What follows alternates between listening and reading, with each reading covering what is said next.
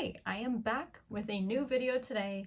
So today I'm going to be doing my most ambitious November TBR in the history of TBRs possible. Just you watch.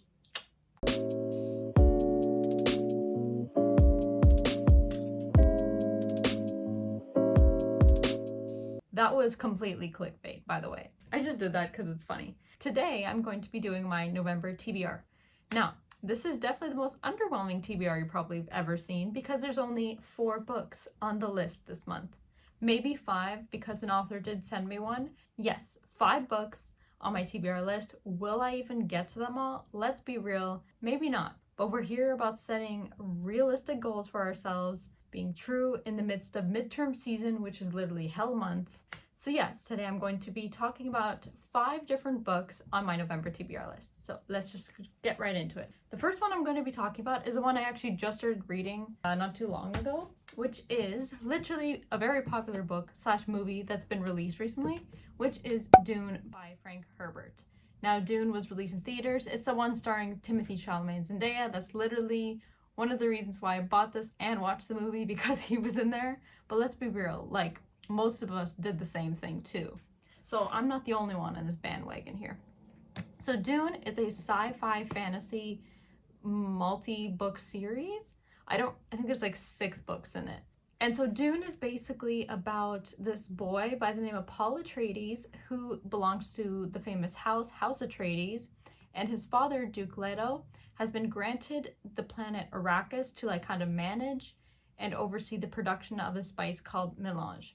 The planet with melange, called Arrakis, which is also called Dune, it's basically a sand planet, was previously inhabited by the other house called the Harkonnens. Now, the Harkonnens were exploiting the resource for their own gain and their money and all these other things, and the indigenous people who lived there, called the Freemen, were not happy about it. There was always this constant feuding with them about not sharing the resource equitably and all these other things down the line. Melange is basically this spice that is kind of, from what I've read so far and watched in the movie, used for 2 different purposes. One would be for extraterrestrial space traveling, because they need it to help produce the ships and travel across space.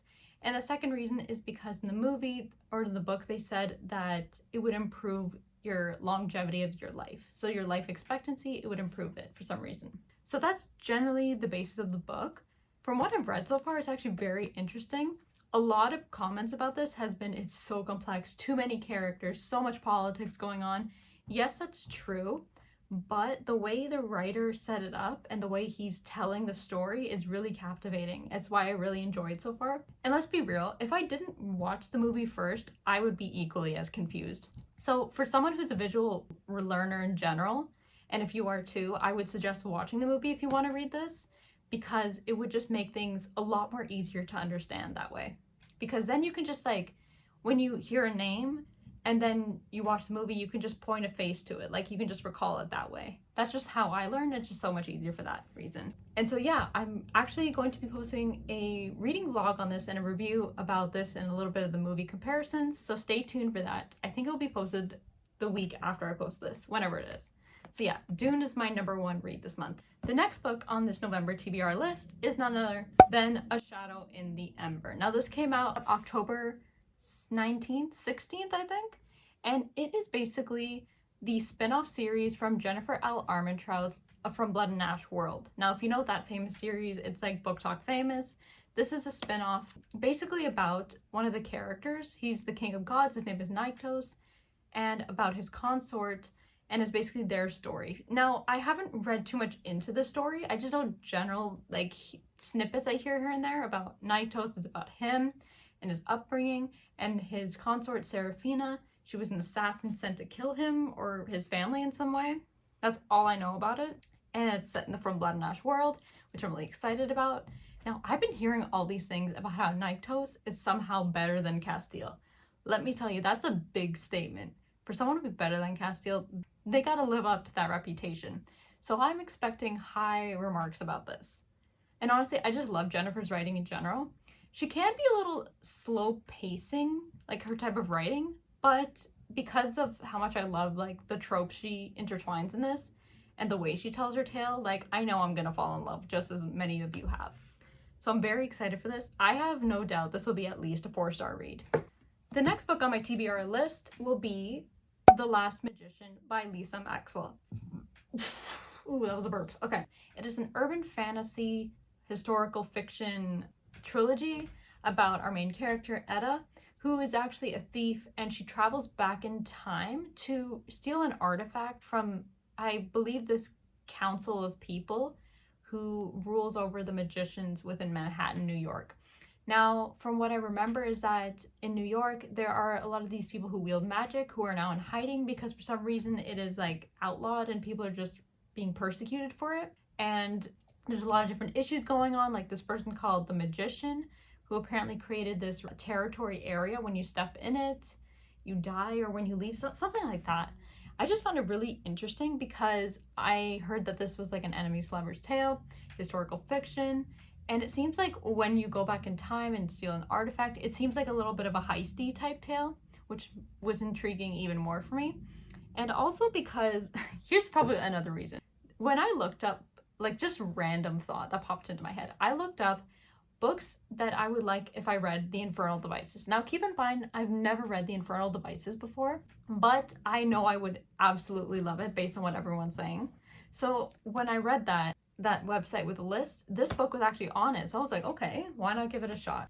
So yeah, very excited. It's supposed to be an Infernal Devices similar type book, along with some other things. So yeah, the next book on my TBR list is A Curse So Dark and Lonely by Bridget Kemmerer.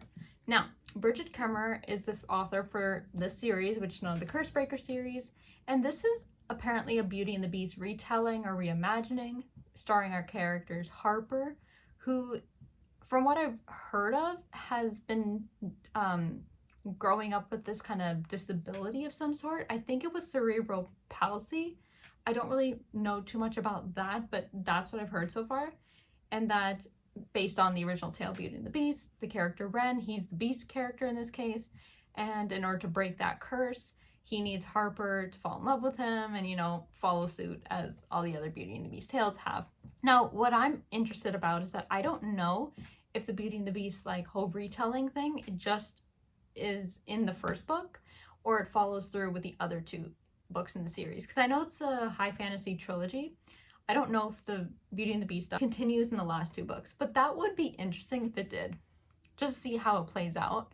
But honestly, I don't think it will. So this one is like dubbed as the like quintessential YA fantasy thing that every book talk, booktuber, bookstagrammer-ish person should read. Like if you've watched booktubers on YouTube, then you would see like this book is like stacked on their bookshelves and it just looks so pretty.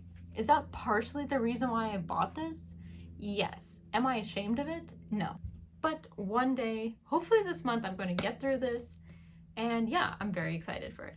So the final book on this TBR list is the one I was gifted to an ebook version by the author herself, and it is not sponsored whatsoever, and it is called The Trials of the Four Olympians. This is like her debut novel, I believe, and it is a Greek mythology type of high fantasy tale from what I've heard of. I don't know if it's a series.